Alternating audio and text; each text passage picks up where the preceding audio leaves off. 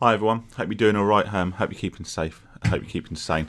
Not a scripted video today, but something a lot of people have asked me to talk about, which is the new regulations, new restrictions, new rules coming in, particularly in the UK. I'm sure there'll be other places that follow suit, around online gambling, online casinos, and more specifically online slot machines. Now, in case you weren't aware, obviously we've historically had certain rules and regulations that have come in the UK regarding the format and the playing of online slots, namely the elimination of bonus buys. That would have been probably coming on a couple of years ago now, I think, in the UK, although you can correct me if you're wrong.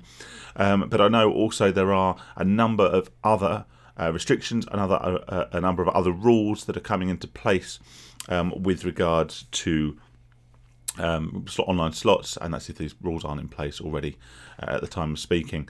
One of the first ones that came in, apart from the elimination of bonus buys, was a minimum speed of the spin, or minimum length, of the spin. So technically a maximum speed of spin. I think every spin on a slot now has to last 2.5 seconds.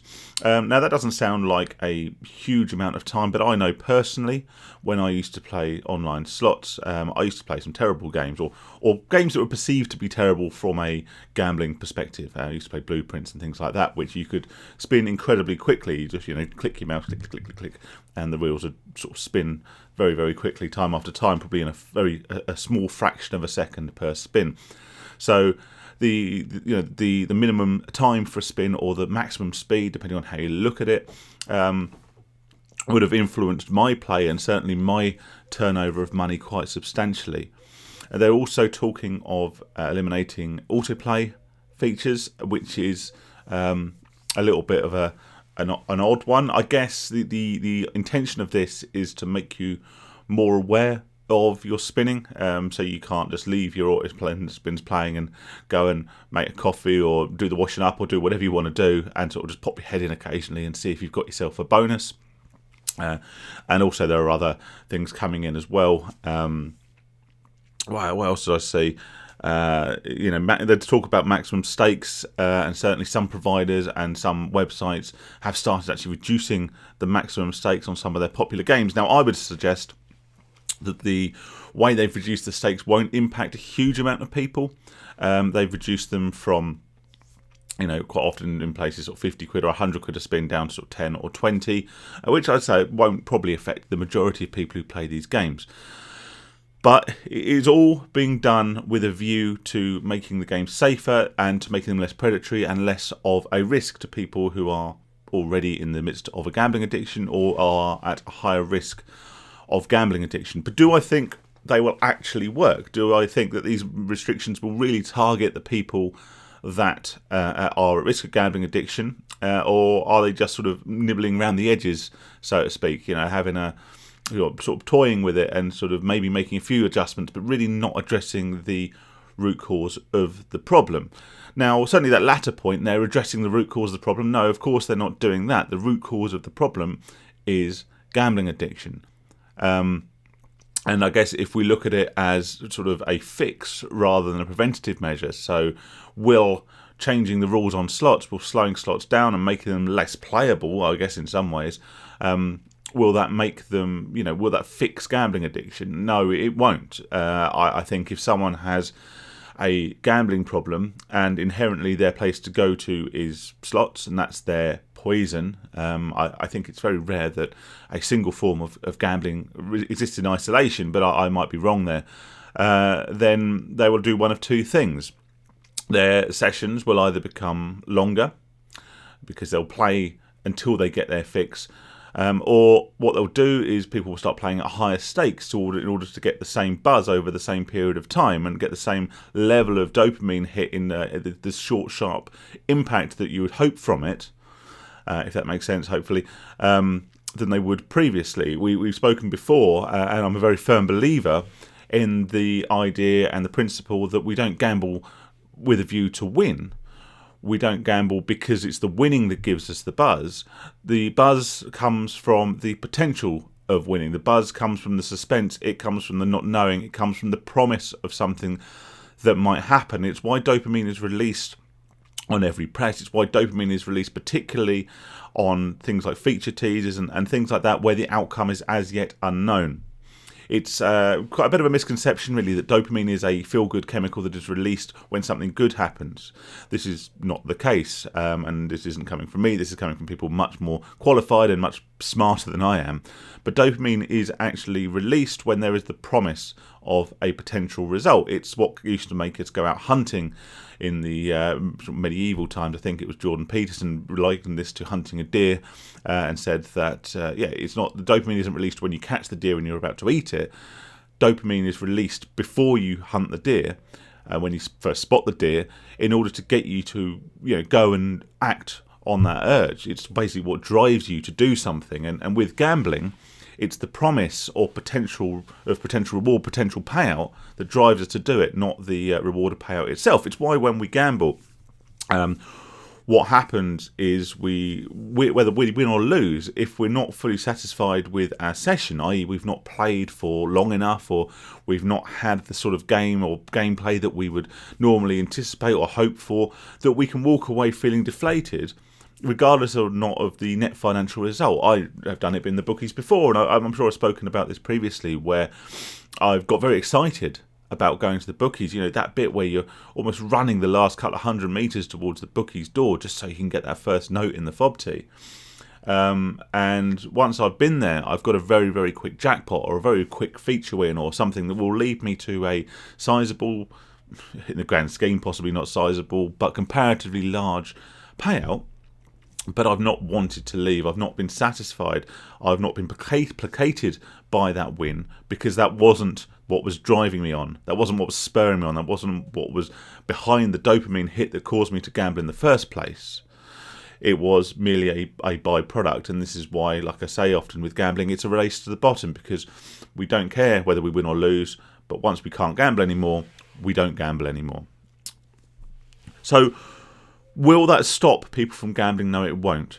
Might it prevent the onset of gambling addiction in some? Yes, I believe it potentially could.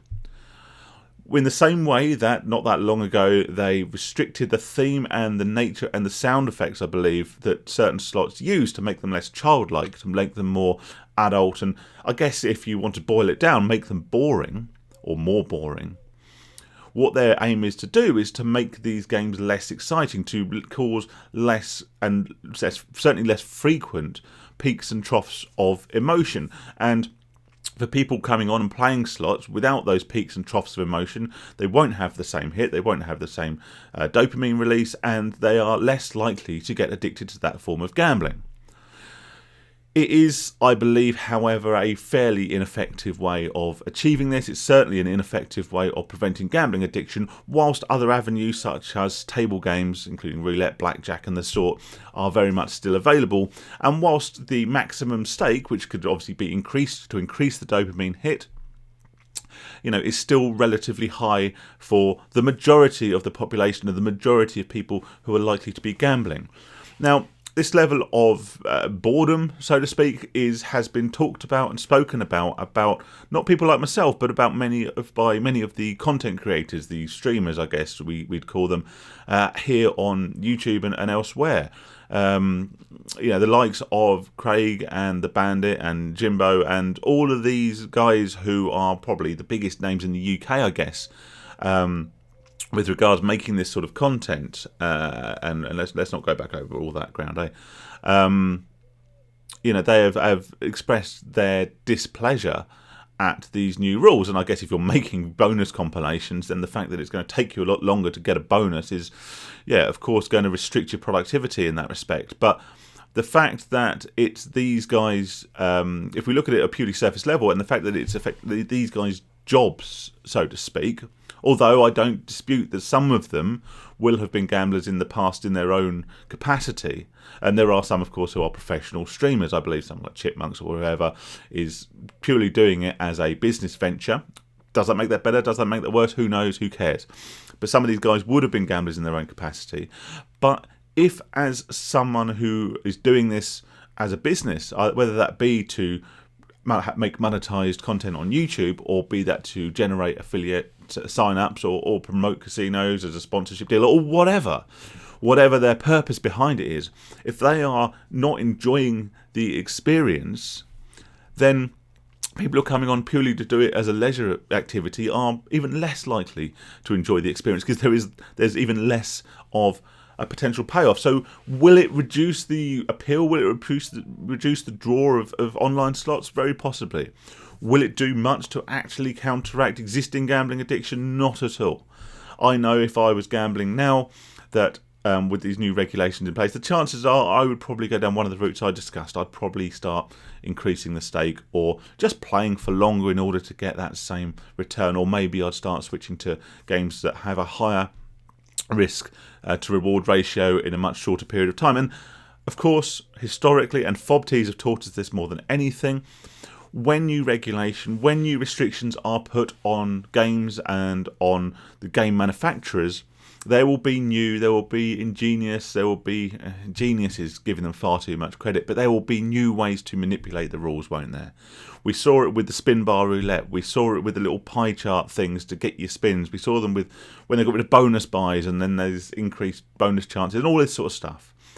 You know, if something proves lucrative, if something proves profitable for the gambling companies and for the slot manufacturers, then when legislation is introduced to limit this, they will find an alternative which, if not quite as addictive and not quite as impulsive, will be very close to that.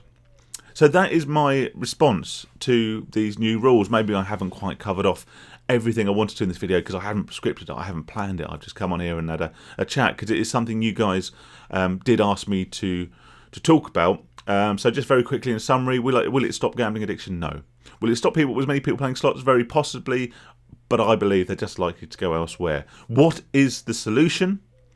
That's, I guess, the overriding and overbearing question, isn't it? Is if, okay, Phil, if this isn't going to fix it, if this isn't going to make it better, what do you propose? I don't know. I don't know what the problem is. All I know is this sort of behaviour can, in the long term, reduce the consumption of a harmful product. If we look at tobacco, they never banned tobacco. They just made it more and more expensive, harder and harder to buy, and less appealing in many ways. So maybe that's the route they're trying to go down with gambling. Alcohol, they put massive restrictions on advertising and on sponsorship and the minimum unit pricing in certain parts of the UK and things like that. Has that reduced alcohol consumption? Alcohol consumption has decreased, but I believe that's more due to societal factors and the fact that young people don't drink as much as they used to, which sounds on paper like a great thing, but when they're getting their keys out and all the rest of it, then I'm not sure that necessarily makes that a good thing. But there you go. Anyway, that's a subject certainly for another day. Thanks very much for watching. Thanks to everyone for sticking with the channel, staying with me. I've actually got another video that I'm going to make very shortly. That might even stick up on the same day, but if not, you'll see that in a bit. Keep your questions coming. Lovely to hear from you all. I know I don't always respond, but I do read your comments and look forward to catching you on the next one. See you soon, guys.